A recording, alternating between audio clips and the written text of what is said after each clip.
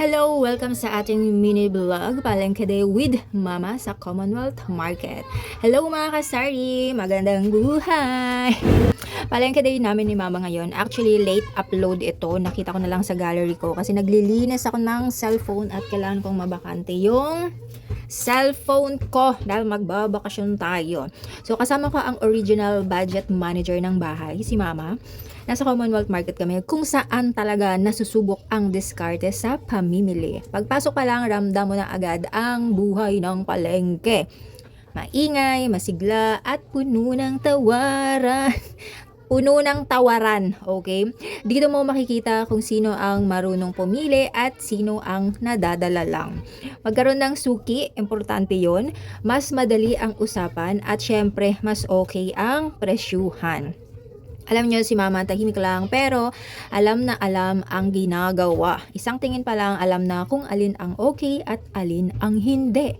Ako naman taga-alalay at taga-check ng budget. Huwag padalos-dalos. Pag bumili, kailangan i-check talaga. Ikot muna, compare ng presyo saka mag-decide. Sa palengke, hindi lang pera ang puhunan. Kailangan din ng tiyaga at pakikisama. Konting ngiti, konting usap. Minsan may bawas na agad. Kasi suki ka na, diba? Okay?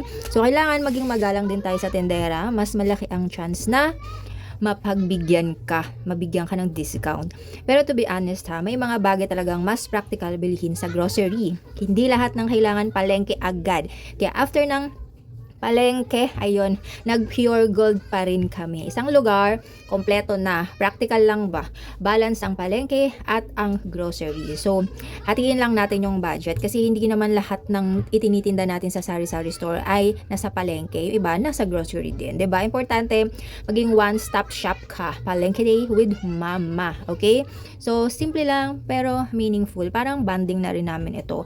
Kahit saan kami mapunta, ayun, magkasama kami, basta magkasama kami, sabay kami namamalengke niyan. Okay, see you again on our Palengke Day mga kasari, and abangan nyo pala kasi late upload ito pero meron akong bagong gagawing FB page, ang Travel with Yvonne, kasi nga panay gala na tayo. So tignan nyo yung taba ko pa dyan kasi late upload nga. So thank you so much mga kasari.